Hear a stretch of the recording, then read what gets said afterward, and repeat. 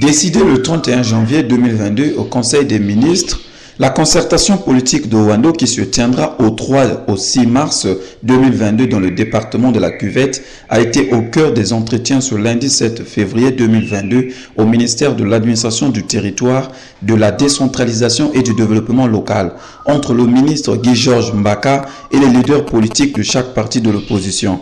Au total, 20 partis de l'opposition divisés en 4 groupes ont été reçus tour à tour par le ministre pour donner leur point de vue. Répondant au nom du collectif des partis politiques du premier groupe, l'honorable Tati Mabiala n'a pas manqué d'expliquer le terme de cet entretien. Communication que le ministre vient de nous faire pour nous donner à peu près l'aperçu de ce que sera cette concertation d'Owando. Le deuxième groupe constitué des partis politiques, Perel, Codema, PC2E, MIS, CDR et UDLC, pour eux l'élection se joue dans les bureaux de vote, car il ne s'agit pas de nommer les députés, mais plutôt de faire la volonté du peuple. Et nous avons aussi formulé des propositions. Le ministre nous a donné des assurances que nos préoccupations seront prises en compte. Parce que pour nous, la COPA, l'élection se joue dans le bureau de vote. Mais en amont, il y a aussi un certain nombre de problèmes que nous avons donc soulignés.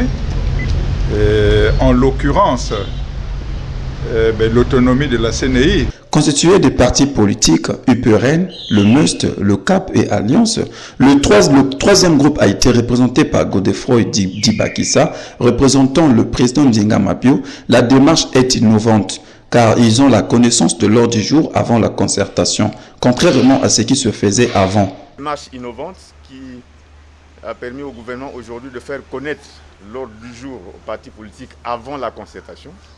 Composé des 4 partis politiques, le CNR, la chaîne URC et l'Union des forces vives de la nation, pour le président de la chaîne Joseph Kinyumikiambongo, il y a eu des avancées. Certes, pour cette concertation, il veut aller plus loin dans la réflexion du sujet des fichiers électoraux et biométriques. Nous voulons aller plus loin pour améliorer les choses, faire de telle manière, puisque la concertation s'est faite pour que des points de vue se rapprochent, soit convergents, et pour qu'on organise les choses de manière à ce qu'il n'y ait pas les contestations, parce que nous n'avons pas besoin de contestation.